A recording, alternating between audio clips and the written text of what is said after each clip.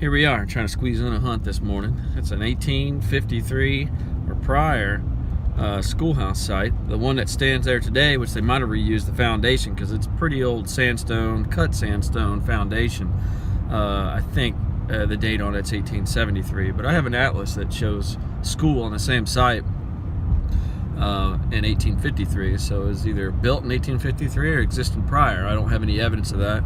I have been there a few times and found a bunch of Indian heads, and found a World War I standard uniform button, and a few other odds and ends. A little lead handgun is, toy, but it's a pretty awesome little find. The landowners, they were interested in some of my finds, and I always show people that where I'm hunting what I find, and they're welcome to it because it's theirs in the first place. And that's pretty good practice if you want to try to get in on some places and give up a few of your finds. You always got a good place to go back to. And like today, having a good place to go back to, try to keep contact with the people you hunt on. Because like right now, I was hunting with V3i. I had the standard D2 on there, and I got new equipment. I got the 13-inch Detect double D coil.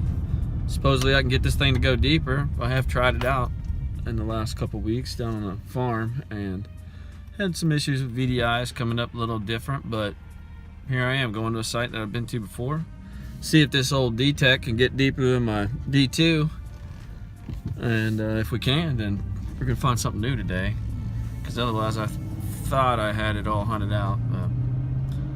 Let's see what happens. Here we go. So here we are, the old school. It's a pretty awesome old building. Got some old handmade bricks, or at least something that looks like handmade bricks. None of them really that uniform, so you can tell they're nothing modern. The foundation on it's sandstone. I can tell it's a school, and you know how I can tell it's a school? It says it right here. I'm just kidding. It's through research. Just looking at an old atlas, this was an easy one because you have a building that's standing, and you can tell by the windows that are going down the side. It's just, set up, looks like a school. A lot of these schools, they're still standing, but they've been turned into homes. So if it doesn't say it on the atlas, you can usually tell by the way that the house has been remodeled and looking at it. It could have been an old church or an old school. A lot of churches were schoolhouses. Some schoolhouses were used as churches later on. It's all in the use as the building, evolved over time. So, pretty awesome building. Let's get to it. Here's how I'm going to set up my machine. I generally hunt in high pro, and today I'm going to make sure I've already done this, but let me go ahead and get into make sure I'm in high pro, which I am, and I have KM beside it just to designate to myself that I've modified that program. I'm big on going into expert menu. I have the 10-inch double D. With the 13-inch coil, I've read on the White's electronics forum, which is your biggest wealth of information, that setting seems to be the best. Since you don't have a specific designator in here for the 13, the 10-inch double D, since this is a DD coil, is the best setting. So as we enter expert menu, discrimination I'm not going to mess with because I have my set things that I use. RX gain, I'm going to start at 13. Why I'm doing that is because there's not a lot of power lines around. There's no underground lines. There's nothing on this side of the road. I'm about 150 feet from any power lines, and that's on the south side of the road. This building doesn't have a service going to it, so there's no electric underground or overhead. So it's a pretty nice spot, especially to have a building like a school to be able to hunt with no EMI. EMI, biggest problem with a big coil. So we're pretty good there. So I'm going to start out at 13. My discrimination, I generally run at 88. If the closer I get to 92, and this is me, it might not be the same for you, 92 starts showing that a lot of my nails and things start showing up as good targets. Sometimes I can creep up towards 92 depending on mineralization and things in the ground in my specific site. But you usually get that nature of how high you can go after you start hunting and get a few bad digs. Then you realize, well, maybe I need to turn this back down some. But my rule of thumb is I start at 88, generally start creeping towards the 92. And so all metal, I leave it 70. A lot of people say 65, I like 70. Gives it a little bit more sensitivity on getting down deep in pinpoint. Audio, since search audio, I think I'm going to run in discrimination. Sometimes I run in mix mode just so I can hear the all metal channel also. But today I'm going to run with discrimination just so I get some good digs. I do like messing with that once I get a site, clean it up. This site is cleaned up since I've been here before, but let's just, since I only have limited on time, 4 hours, which is limited for me. We're just gonna go with discrimination mode. Frequency, always 3 for me, unless I get down into hunting some silver. Ground tracking, I am a lock track. I'm old school. I've been working with us since like I was 16 years old with the Classic 3, and then you know, moved up and got into a XLT, and that's where I found that, you know, lock track, it's just, I like it. Even if I have it set on auto track, I'm still going to be pumping it on the ground every 10 minutes, like I am in lock track. So I just run lock track. For you, auto track, it's a good feature, so if you want to do it, do it. But filter and speed, biggest thing on getting onto a site. 5, I could probably run 5 here, but being that I'm in, you know, I always run 7.5. You know, I can test out a 5 later, but 7.5 is good. If I run into EMI issues and stuff, I start moving on up. But today, you know, I'm running 7.5. Recovery delay, it's still on my 10-inch coil, and you know, the faster, and this is my term, faster is a lower number. So you go 20, it's real fast. If you go 100, it's slow. And it, in my words, closer you get to 100, it gives the detector a longer time to think about the target in the ground. Where if you had targets that were real close to each other, it's not going to be able to separate between the two as well as it could if you had it set towards a 40 faster. The return on each target if they were closer together. Good way to practice is put a couple targets on the ground and go across them, and if it goes beep, beep, beep, beep, then you're good. But if it goes beep, beep, maybe catches 2 of them, then you know you can get a good test for how fast you need to have your recovery delay. This is a big old coil, so I'm probably gonna move it in the middle because I don't know how it reacts to targets right now. I did a test at the house. You know, I was around, you know, where we live. There's a lot of Wi-Fi and electric lines and things like that. But I'm gonna learn this today, and as I move forward with more videos, I'll explain to you what I've discovered and how I use my settings. But like any other coil, since there's not a lot of trash here anymore, I'm going to keep it somewhat low. So I'm at 40 for a 10. Let's try 50. You know, it's not really good. It's not a make or break you type thing. So 50. Now, if this is a super trashy site, you know, I'm going to move it to closer to 40. 40 represents a machine that I used to use, so I'm used to that. But if I'm going really deep, like I'm gonna go as deep as I can. Kind of what my objective is today, but I don't know how it's gonna react. I'll get closer to 100, move a lot slower. You know, my sweep speed changes. My reaction to how I'm moving my machine is gonna be totally different than if I'm running at 40. So, hopefully that makes sense. If it doesn't, keep watching videos and I'll explain better. But since this is getting into like a mile-long explanation, then I'm just trying to make it quicker. Configuration, we're not changing any screen colors, so looks like we're ready to hunt. I'm gonna ground balance and get moving, so stick with me. And the biggest part on ground balancing is have a clean spot to ground balance. You know, if you don't get ground balanced in a certain spot and it is clean, pick a new spot. Keep doing it until your arrows start moving back and forth and changing so that you know you're at that point. You can hear it and see it. You know, just because it's a clear spot doesn't mean it's going to ground balance there. You might get it there and it might be close enough. Take the time to move to another spot where you're positive you got a good ground balance. That is key. So just like, you know, on the V3i, pull the trigger, hit enter. Well, let me check. Find a decent spot. Here's a spot. I don't hear anything. Pull the trigger, hit enter, pump it. I can hear it right now that it's ground balanced. And I can also see it. It's good ground balance. It has been raining a lot lately, so everything comes out really clumpy.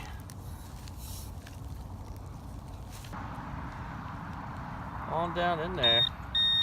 And there's what it is. Kind of what I was expecting. It is a piece of a good old spoon. So it's a pewter spoon. It is older. Can't really get it cleaned off real good. There's nothing decorative on it. Pretty standard. Looks like some kid was messing with it and bent it up. But that looks pretty much like a spoon. So, and that was, I don't know, that deep. So accuracy on the depth, that's probably about right. It's maybe 10 inches. So I was about 1.5 inches, 2 inches off the ground with my loop. It says reading, you know, between 7 and 9. So if it's off an inch, who cares? It is a bigger target. It was probably maybe, depending on how it was hitting it on the ground, it might have been hitting that. Probably wouldn't have picked it up real good. It might have been having troubles with it if it was on edge, but I can't really tell because I didn't pull it out in the plug. So let's get to the next. And always remember, with all the expectations on these metal detecting videos on the internet, it's not always treasure. So I always have a pile of nothing, just a bunch of junk and a little bit of treasure. So I'll show you everything, not just the good stuff. Here's a pinpoint on something that's really deep. I don't know what it is. It's barely showing on any of the bars. But if I go back into motion again, the numbers are real low on the V3i, which is fine. I like digging everything, but it also jumps up in the really high every once in a while, up into the 80s, which is all positive. So let's see what this is. I'd say it was 10 inches deep, but if it's down in the 30s on the V3i, it's not a real conductive target, such as gold, foil balls. So I'm not expecting it to be that deep. But if it is, and it's a gigantic $50 gold piece, then wonderful.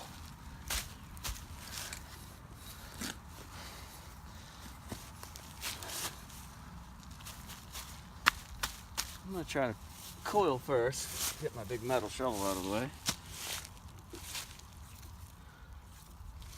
It's way up in the 85s. I know you couldn't see my screen, but I'm still getting a positive 85 on that. And it's in the plug and not as deep as I thought it was.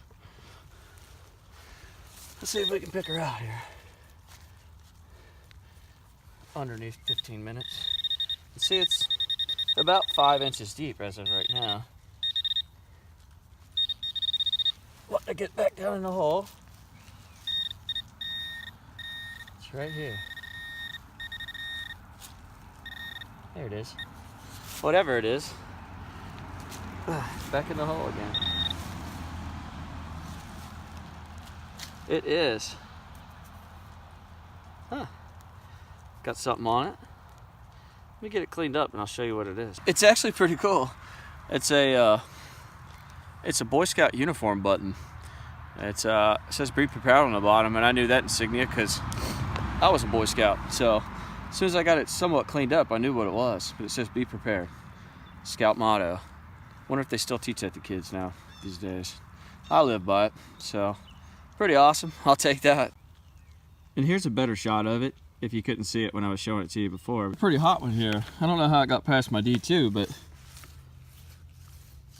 here it is. It's nothing. It's melted aluminum. It did have a little spine, like a point on the back, which I thought was maybe a pin for a pendant, but I don't know. Usually on stuff like this, it's the shape that like gets the detector to sound off like that. It is aluminum, so you know it's real responsive. I think it's aluminum. It's really, really light, so I'm guessing it's aluminum. And it's shiny, but its shape, you know, that's relatively close to the shape of a coin. It would give off a real good magnetic signature response to the metal detector, so that's what we got. Got a decent signal here. This is the same day. I just took off my jacket because it's getting a little warm. So let's pull a plug, see what we can find. I've been around the building. I've done a lot of little clips, but I probably won't post them. But I'm thinking that last time I was here, I found a lot of my coins over here. And I just found that Boy Scout button over here. So, you know, if you think about the use of a school, kids would have been playing. Teacher might not be out there every day. With those windows right there and a yard right here, she could keep a watch on them. So, you got to think about your side a little bit. If the kids are playing right here, it's where they're going to lose everything. Teacher can see them. Kind of makes sense. Whatever it is, it's right here. I'm hoping it's a coin, because all my other clips are aluminum. Of course. It's a Bud Light thing. Gosh, all aluminum. All the way up in the 80s. That's my problem with this loop so far. I've been digging a whole lot of bottle caps and aluminum, all in the 80s. 77 in this hole. I need to get home because my wife, I need to go spend time with her. I love being with her, so metal detector's great, but time with your wife is more important. So, am I gonna come back to this site? I don't know, probably not. I've been here quite a few times. This was just to see if that thing's gonna get deeper than my regular D2. Consensus is, no. I think it covers more ground. There's a possibility it does get deeper, maybe run some more air tests and stuff on it and check and see. But there's a reason why that V3i comes with a D2 on it. It's because it does what it needs to do. I might have my sensitivities too high if it's such a big coil. All I did was ask a few questions on the whites for them, and then kind of went from there just to see what I could do out here today. Maybe in the future I'll put some more studies into it. You know, if I'm out in a big open field, which I got a few projects you all will be on with me, covering a lot of ground, that'd probably work, because I'll be kind of in all metal mode at that point, because I'm going to be doing artifact recovery for some historical societies. So I'm looking for coins and stuff, but pretty much everything at that point. So I'll close this video at finding one Boy Scout button and a bunch of other junk. Mainly because I probably cleared it out. Nothing else to find. D2 coil and an old V3i. Program I've been running for a long time, and I don't think you can beat it. But this is the top of a toothpaste bottle or a squeeze bottle of some sort. Could be anything, but it's just the end round piece that you'd screw the cap onto, where the rest of it you'd lay out flat and squeeze. So it's not that great of a find. So if I got a few minutes, I got a few minutes. I don't want to dig anymore. I'm tired of this. So I'll run some, dig out some of my finds from previous places and run them across this coil without. I'll tell you what it is. You all see the V3i. Make your own conclusion on what the reading would be. If you've been running a V3i, you gotta know what the VDI is going to be. So let's go do that. I have my headphones there. Hopefully you'll be able to hear them. And I'll try to time it with as the cars pass so that you'll be able to hear me. And I will be doing this with my right hand because I have a ring on my left hand.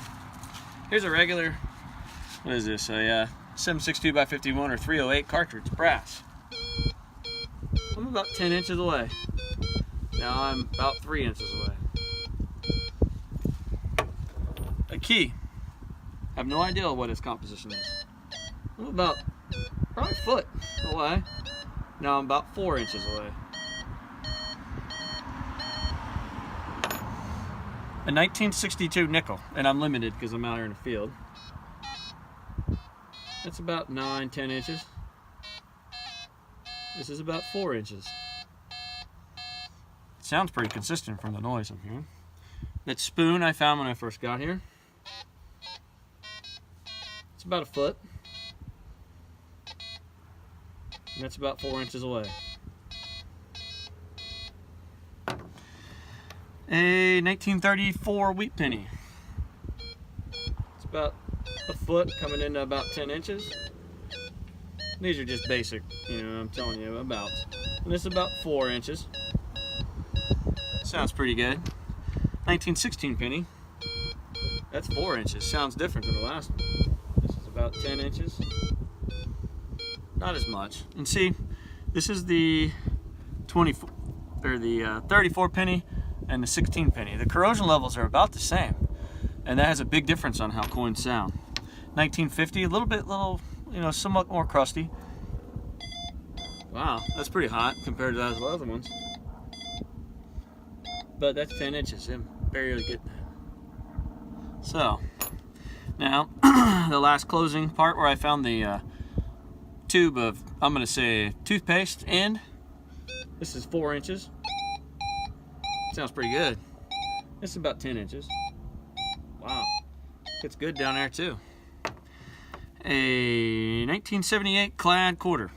4 inches. Way up there. It's about a foot coming in about 10 inches. Hits pretty good. A 1984 dime. 4 inches. 10 inches. Wow. Stretch it on out there, not really. You might be seeing something on the screen, it might not be hitting. And this is just discriminate mode. You know, all metal will go deeper. The horrible pop tab. 4 inches, 10 inches. Wow, it's out there. That's further than that dime. a cog that I found that I probably didn't show you. It's a pretty cool little thing. I don't know what it went to. 4 inches. With it being that high, it might be copper from this noise. Not so much at 10 inches though. It's pretty small. Coming in at about 8. Still hitting good. The awesome Boy Scout button that saved the day. Here's 4 inches. There's about 10 inches. Nothing. Coming in, about 6 inches. It is really small. Here's the dime. It's not real thick either, but it's super cool. Big flat mashed thin aluminum top. Gets out about, that's over a foot for sure. This is at 4 inches. Sounds good. Can't get past digging that. Big old can slaw can. Sounds a little jumpy up there, just by tone. Sounds like it's discriminating a little better as it gets away. That is well over a foot, probably 1.4 feet. Big flat can. Those always get you. Let's see if it cancels her out. Nope. Still low on V3i. Working away. Starting to crack. I'm about a foot, over a foot now. Big circular ring. Shape of target again. Will pick up. This is something I dug today. Whoa. Don't know why. It's definitely canceling it out now. I'm about 4 inches. On out there. It's probably all kinds of red on there. Melted aluminum that I thought was a pin if I put that part of this video. But it's relatively thick. Here's 4 inches. Sounds good. Dig that one. That's about 8 inches, 10 inches. Breaks up a little, but still sounds decent. 62 penny, getting into the Lincolns here. 4 inches. Sounds good. 10 inches. Maybe a foot. I don't know. There's about 8. Still reading pretty high. Dug this a little while ago. It's a buckle of some kind. Looks like it went to a drawer or piece of furniture versus shoes. Take a look at it. There's 4 inches. Ooh, doing a good job there. Now in the ground, that sounded good to me. You know, I don't remember what the V3i was, but I did obviously dig it. So there you go. Hopefully some of this has been helpful. A little bit of thought on sight. Use of the V3i, the setup, and the coil. Coil's new to me, so remember that. It doesn't mean that it's bad. It could have its purpose, you know, especially on big sites where you need to scan a lot of ground. The D2, I just love that coil. It works really good. So I like it in a 6x10 Eclipse. A lot of guys like the 4x6. But that blade that the 6x10 puts down the ground is plenty for me for getting in between targets. So on really trashy sites. So that's it for me. I hope you enjoyed my video, and please subscribe. I will have many more hunts on here. I will be working for 2 historical societies. A bunch of birds flying over, you can see them. And wow, look at them things. Good thing they went over there, not right over top of me. You know why. So, but I will be working for two historical societies. One's on an academy from the early 1800s, and the other one's this thing called Chautauqua Festival that happened in the 1800s. It went on for a while, and it was a week-long festival. So I will be hitting those up soon. I've got quite a few home sites to go to that are new to me. Hopefully no other detectors have been on them. They're way back in the woods. So stay tuned. I'll try to get some more stuff up, but life happens, and I got a lot going on. I work full-time, and I try to do this on my days off when I'm not doing stuff with my wife, and go from there. So thank you for watching. And always thank your landowner for letting you come out and metal detect. I just stopped by the house to thank them for letting me come out here the times that I've been out here in the past, and then this time. And they told me that down the road they own a house that was built in the 1830s. And they rented out to some guys, and she said just give her a call. Be more than welcome to go down there and metal detect. Good things happen when you just treat people like people and thank them for being nice to you. So just a tip.